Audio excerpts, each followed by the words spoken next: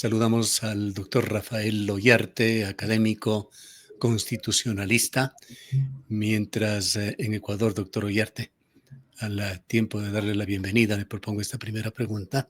Se trata de escarmentar con la situación de un caso antiguo, el de una jueza, Anabel Torres, convirtiéndolo en un símbolo de la aberración de la justicia con sanciones tardías, cuando esta jueza se encuentra ya en el exterior, acusada de conjuntamente con Wilman Terán haber manipulado el concurso para jueces de la Corte Nacional, accediendo a exámenes reservados, alterando puntajes, etcétera, etcétera.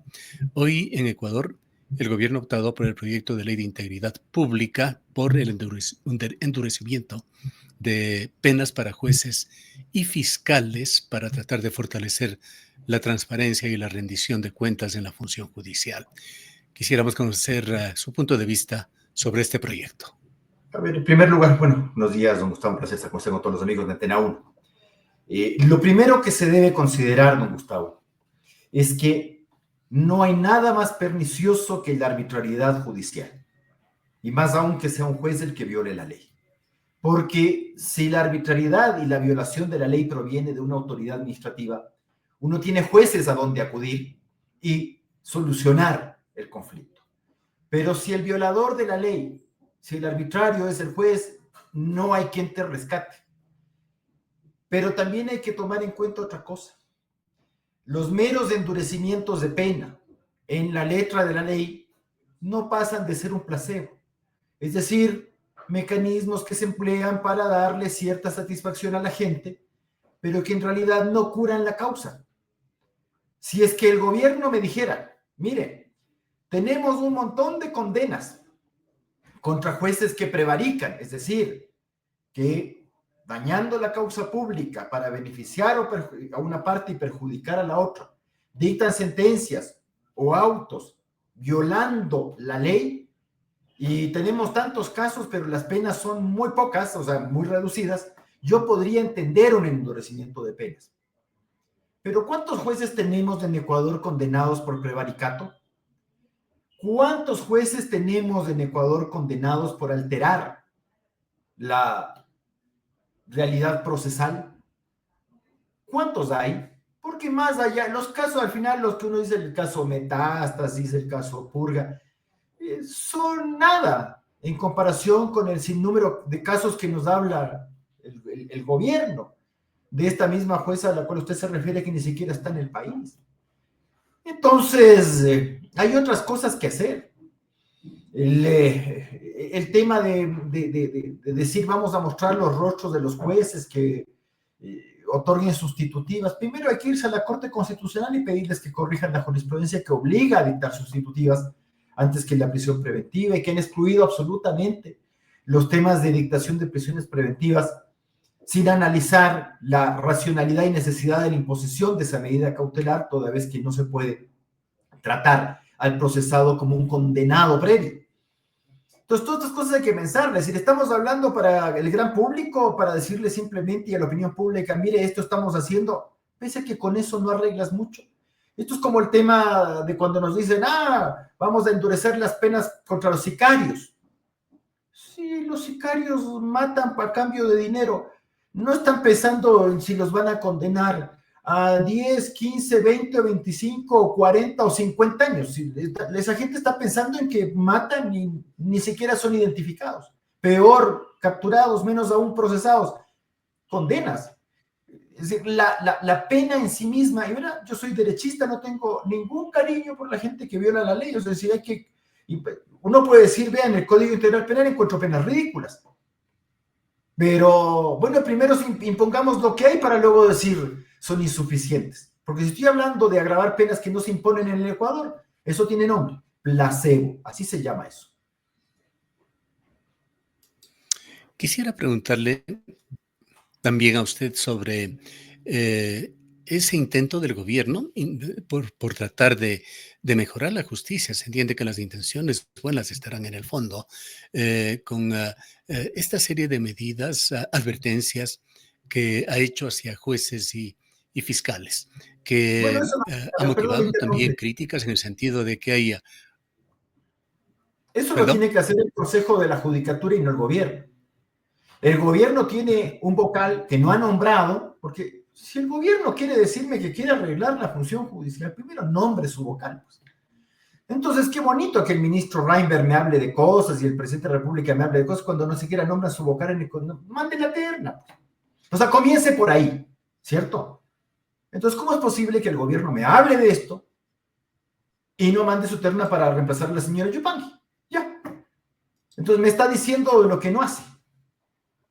Yo no necesito que el ministro Reinberg me diga cosas, porque él no puede intervenir en la función judicial. O los ecuatorianos vamos a seguir aplaudiendo estas cosas que a la larga son peligrosas. Ya tuvimos un gobierno al cual le aplaudimos abiertamente, porque sí, me exceptúo y muchas personas también, de que en su momento dijimos, cuidado con esas intervenciones en la función judicial. Si es muy popular, sumamente popular decir que la función judicial está podrida, que los jueces son corruptos, que los jueces son ignorantes y que hay que meterle las manos a la justicia.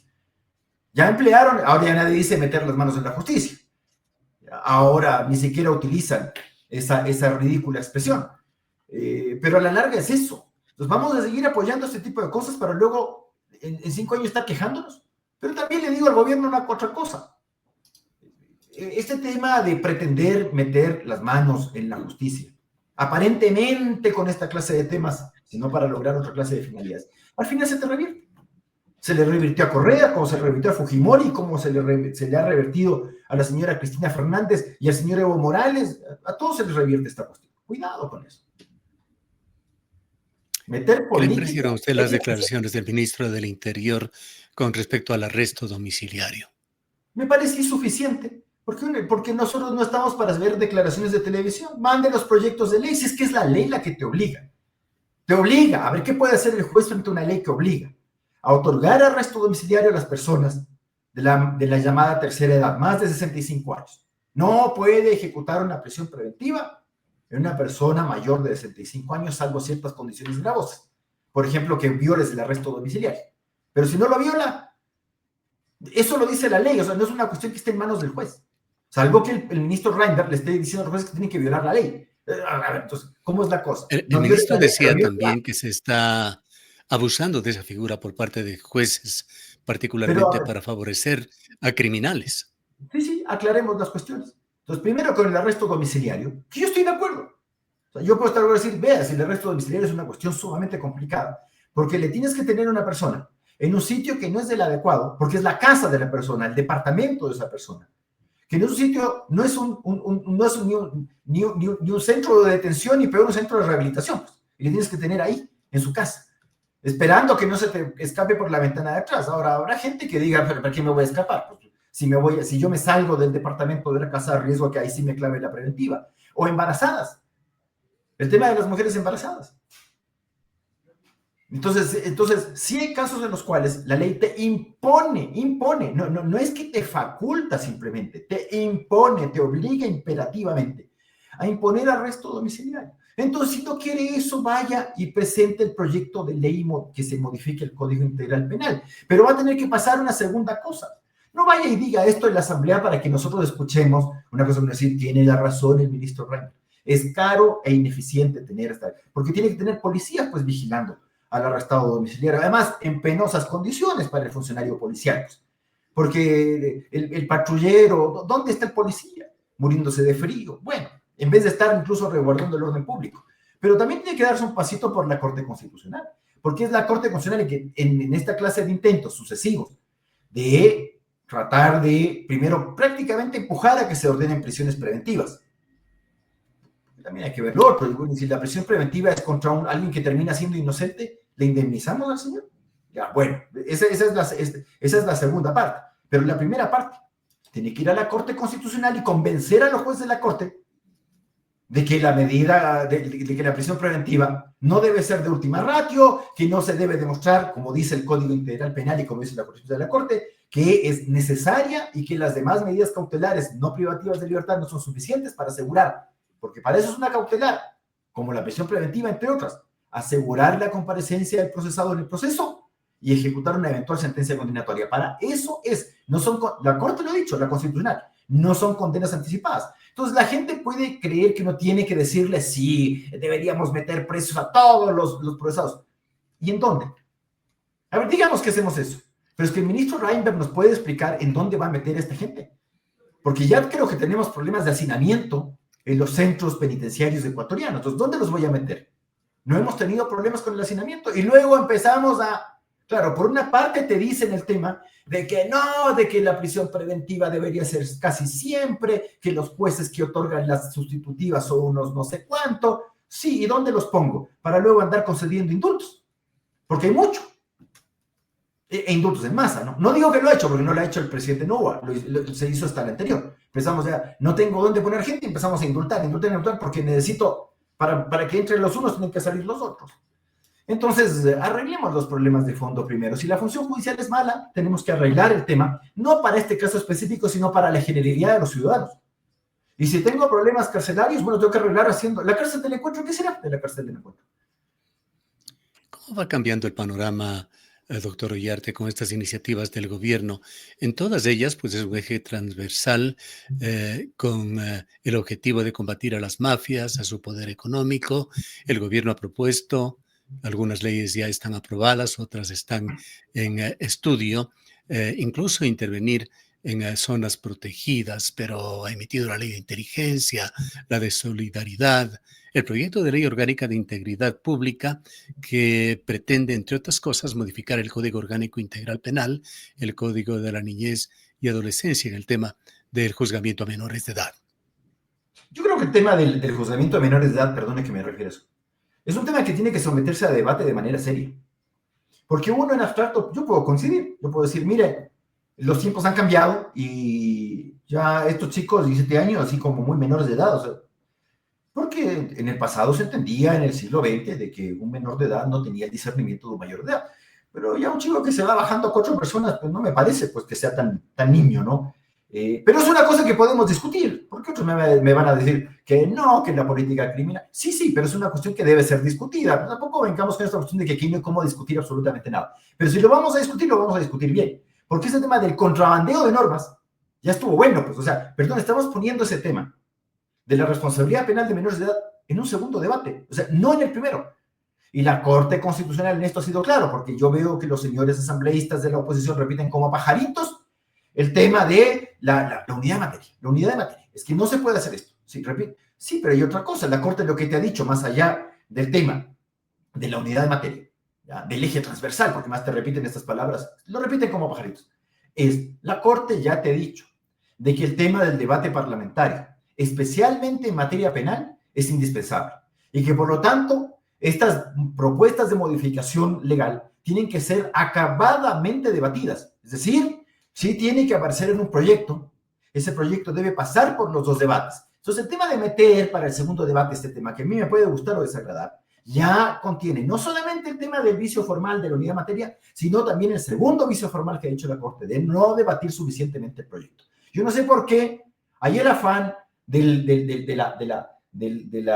bloque parlamentario del gobierno de hacer esto sabiendo lo que ha dicho la Corte. Que yo puedo discrepar con lo que dice la Corte, pero lo que dice la Corte es lo que señala la Constitucional. Y por lo tanto tenemos que seguir esas reglas, nos gusten o nos desagraden, salvo que pretendamos arriesgar este tema en una acción de inconstitucionalidad en la cual este sí es un caso de agenda, porque este sí es un caso de agenda en que te demandas de inconstitucionalidad y si es que te mal cae en una sala de decisión integrada por gente activista, te suspende la norma con 2 votos hasta que se resuelva la acción de inconstitucionalidad en el año de ya veremos. ¿Qué decir en cuanto a los conflictos constitucionales que han generado algunas de estas leyes, que no han llegado a tratarse por esa coincidencia total de criterios entre los dos legisladores, el Ejecutivo y el Legislativo? Bueno, el presidente de la República tiene una mayoría parlamentaria relativa, no es absoluta, y por eso vemos que algunas cosas él ha logrado que se aprueben con 82 votos, por ejemplo, la designación de la mesa directiva, pero, por ejemplo, esta ley de solidaridad, no recuerdo si fue la de solidaridad o la de inteligencia, que se aprobó con 77 votos, es decir, con las completas, un voto menos y no se aprueba esto. La ley de inteligencia, sí fue. Esta se aprobó incluso con un voto de alguien de la Revolución Ciudadana.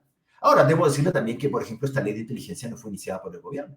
Esta ley de inteligencia, la cual obliga, o sea, se permite la interceptación telefónica sin orden judicial y se obliga a los privados a entregar información según la primera transitoria, sin orden judicial, y que uno no se puede oponer, etcétera, etcétera. Y que preocupa, curiosamente, vea que no preocupa a las mafias esta ley, preocupa a periodistas, preocupa hasta a los médicos les preocupa esta ley. Qué curioso.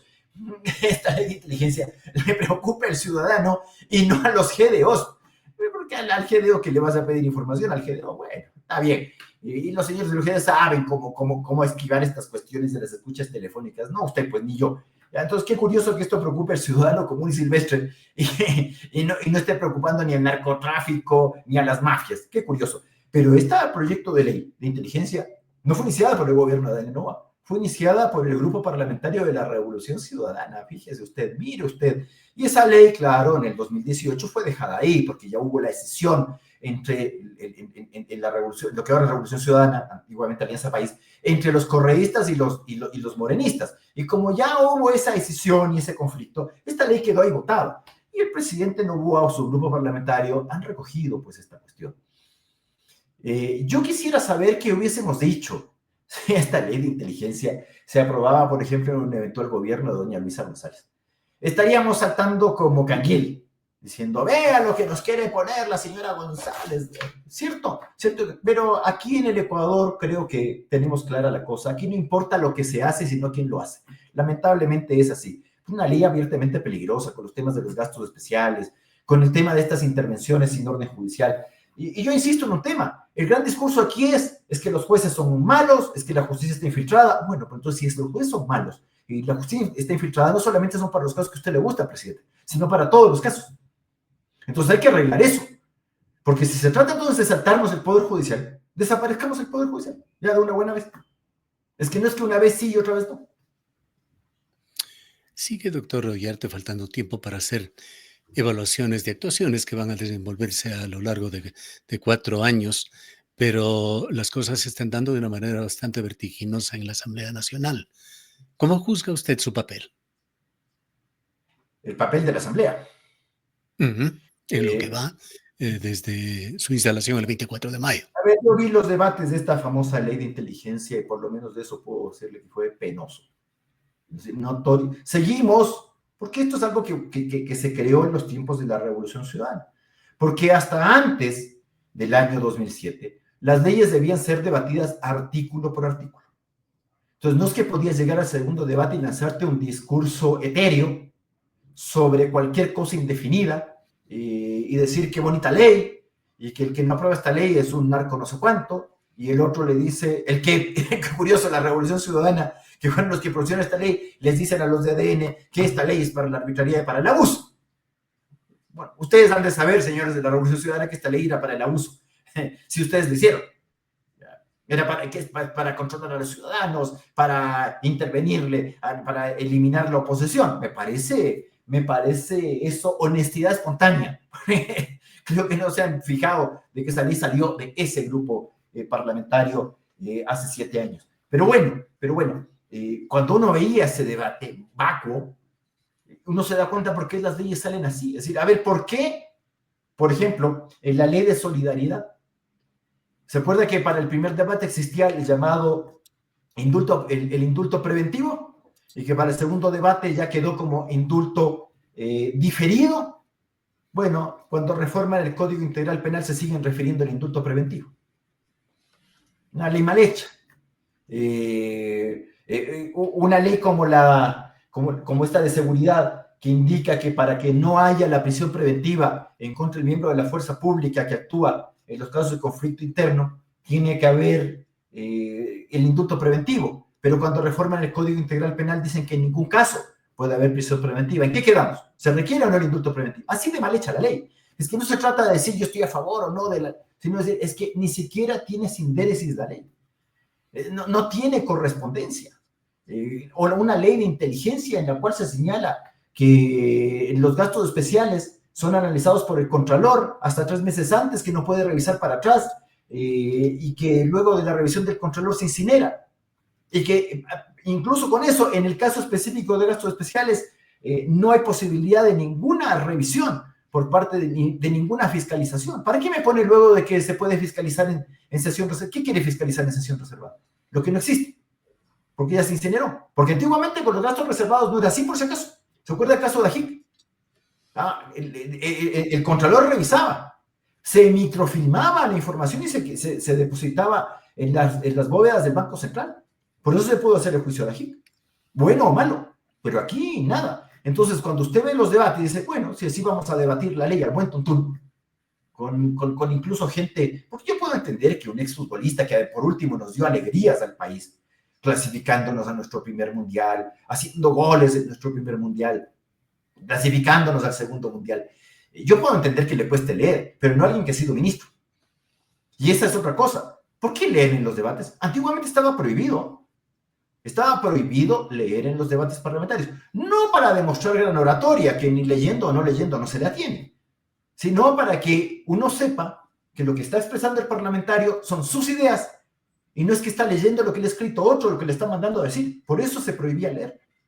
Bueno, entonces, la asamblea no es de las mejores cosas que tenemos, pero bueno, es lo que hay y se sigue repitiendo en el tiempo esta clase de cosas. Es decir, mientras tengamos los votos, pasamos la aplanadora y aprobamos lo que nosotros queramos. Cuando no la tengamos, nos quejaremos, porque no somos capaces de arreglar las normas. ¿Qué va a hacer el presidente? Va a seguir, cuando ya no tenga la mayoría parlamentaria, que con las justas tiene atrayendo gente, no sé, o para casos específicos, cuando usted ya no puede ni vetar parcialmente, porque si veta parcialmente, la asamblea te insiste con los mismos votos que aprobó la ley, pues a ver qué insistencia, qué veto parcial puede haber frente a eso. Por eso es que el presidente antes de la nueva asamblea tuvo 14 vetos totales,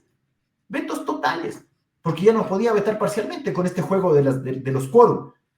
Y no hay ningún proyecto de reforma constitucional, ni de enmienda ni de reforma parcial para subsanar eso. ¿Cuándo tendrá que darse eso? Cuando ya no tenga la mayoría, así va a ser. Bueno, no hemos variado nuestro afán de improvisar y de ser imprevisores. Para finalizar, quisiera preguntarle también sobre dos de las más denostadas instituciones de Ecuador, cómo va la convivencia o la connivencia con el Consejo de la Judicatura y el Consejo de Participación Ciudadana y Control Social. Consejo de la Judicatura con 3 miembros. Así de bien. ¿Ya? E incluso sin el vocal del Ejecutivo. Bueno, entonces el Ejecutivo se queja, pero no pone el vocal. Bueno, está bien. El Consejo de Participación Ciudadana ya sabemos lo que es. A los gobiernos les agradan, los gobiernos de la boca para afuera te dicen que el Consejo de Participación Ciudadana debe desaparecer. ¿Cuándo debe desaparecer? Cuando yo no tengo mayoría en el Consejo de Participación Ciudadana. Eso ya se sigue repitiendo desde ya tiempos inmemoriales. Todo el mundo nos habla de desaparecer el Consejo de Participación Ciudadana, pero cuando lo logran cooptar, ya no hablamos del Consejo de Participación Ciudadana. Ya está bien. Pero es un Consejo de Participación Ciudadana que no te puede hacer un concurso. El concurso que viene, tal vez el más importante, es el de fiscal. Vea, tenemos una nueva ley de inteligencia. Está vigente. Vamos a poder controlar al fin quiénes se presentan a los concursos, porque son concursos que se presentan cientos de gentes. Creemos que las mafias, los grupos de delincuencia organizada y que el narcotráfico no va a poner a sus alfiles ahí y no te va a poner abogados con un montón de títulos. Y ahora los títulos, y no me refiero específicamente al título de abogado. Es decir, ¿quién te niega un título de maestría? ¿Qué universidad tiene? Cuando uno va a ver, por ejemplo, los niveles de reprobación, que no digo que hay que reprobar por reprobar, pero, por ejemplo, si la gente que no se gradúa es gente que simplemente se cansó de hacer la maestría. Pero si usted ve del grupo de egresados, básicamente es un tema de que aquí no sacan las maestrías y los doctorados los que no quieren. Pero, entonces ahí te llega alguien con, 2 doctorados, 7 maestrías, dice cuántas cosas, libros, te publican nomás, toda es cosa de contratar una imprenta. Y ya con eso, ¿usted cree que los GDOs no tienen esa clase de gente? Y que no te... Vean lo que pasó en México, pues con la famosa, entre comillas, elección de magistrados. Peor que en Bolivia fue eso. Peor, porque por lo menos en Bolivia las cosas han sido políticas. Pero en el caso mexicano es escandaloso. Usted tenía candidatos a jueces presos. Con eso, desde la cárcel eran candidatos. Así. Usted me va a decir que el cartel de Sinaloa, el Jalisco Nueva Generación, no pone jueces ahí con un sistema de elección. Pero por supuesto. Y aquí nos vamos a permitir eso. Si aquí tenemos una ley de inteligencia, pero no hacemos inteligencia. Vea, usted ha tenido presidentes de la República que nombran gente. Incluso a veces los ponen en las ternas. Y luego cuando te eligen al que tú pusiste en la terna, porque tú haces la terna, luego te quejas, dices, no, es que el que le está poniendo de superintendente no sé qué es un descalificado que usted le puso. O sea, ni siquiera podemos controlar eso, ni siquiera sabemos quiénes van. Entonces el día, como además nosotros nos encanta el que no tiene pasado, porque claro, si es que todo aquel que algo hace en su vida va a ser objeto de crítica, por supuesto, si uno no es monedita de oro. Entonces hay gente que te puede criticar que fue tu cliente, que caso no cogiste, que por qué defendiste tal cosa. Sí, pero al menos conoces la vida de esas personas. Aquí nos encanta nombrar gente que no tiene pasado, que tú no conoces sus antecedentes y luego te vas enterando cuando ejerce la función. Vamos a hacer eso también con el tema de fiscal. Volviendo a la Asamblea Nacional y para culminar, doctor Ollarte, aparentemente los inventos del PowerPoint, del teleprompter, terminaron con el talento parlamentario.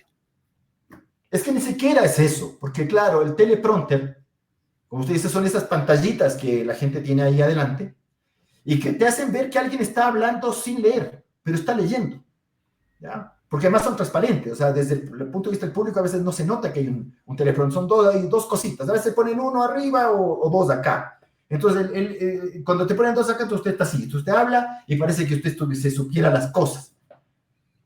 Yo recuerdo que le pasó al presidente Obama.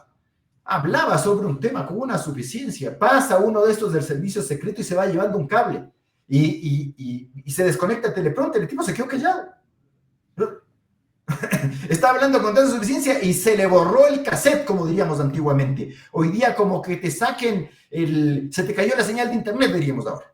Se te fue la señal, ¡ping! Listo, te quedaste ahí con ese circulito de colores dando vueltas ahí hasta que te conectas. Claro. Esto también lo veía, recuerdo también ese gran discurso que se lanzó la señora Rivadeneira, Gabriela Rivadeneira, ¿cómo de andar en México? Creo que y que hablaba ni sé qué, que comamos heces fecales, ni sé cuánto, y claro, con el teleprompter toda la gente parece lista, ¿no? Pero es cierto. Pero usted se acuerda que Rodrigo Borja hacía algo muy formal, que cuando era el informe de la Nación él leía. No vamos a decir que podemos ser contrarios a Rodrigo Borja, pero no vamos a decir que Rodrigo Borja era un mal orador. Era un buen orador como lo era a su modo León Febres Cordero, como a su modo lo era también. ¿Se acuerda la forma de hablar de Roldós o de Hurtado, que ahora hasta le imitan? Sixto Durán, Jaime Nebot, Bucaram, es decir, buenos oradores, independientemente de que nos gusten o nos desagrade. Pero Rodrigo Borja leía, porque la Constitución decía que el 10 de agosto de cada año el presidente leerá el informe. Entonces decía, como decía, leerá, tengo que leer, y leía, pero leía muy bien, ¿ya? Entonces incluso leyendo, sabiendo que se notaba que el tipo tenía una capacidad de lectura muy buena.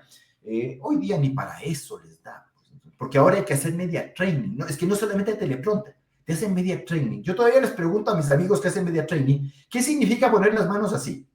¿Por qué todos ponen las manitos así? ¿Tiene algún significado esto de poner las manotas así? Bueno, es claro, si no puedes moverte de otra manera, bueno, al menos pon así, entonces pareces que eres, no sé, la Madre Teresa de Calcuta o San Rafael Ollarte, ¿sí?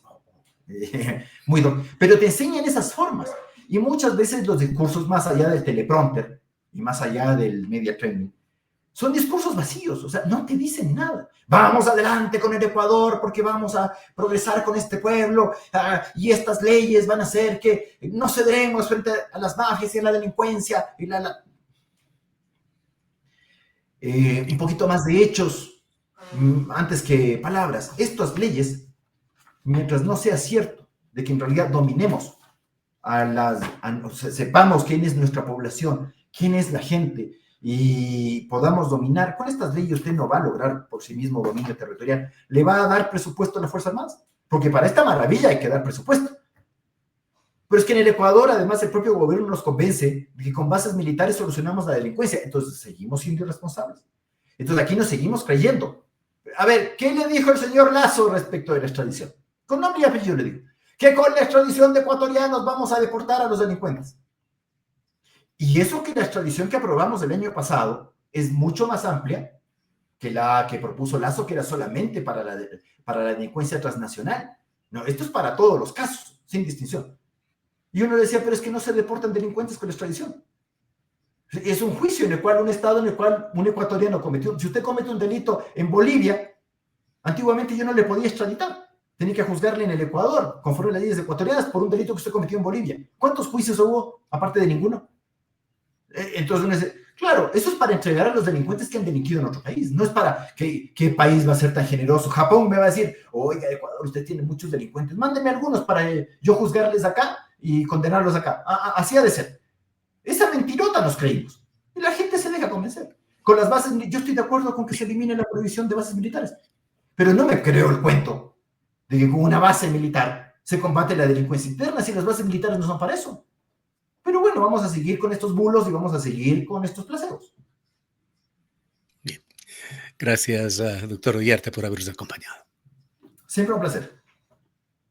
El doctor Rafael Ollarte es académico y constitucionalista.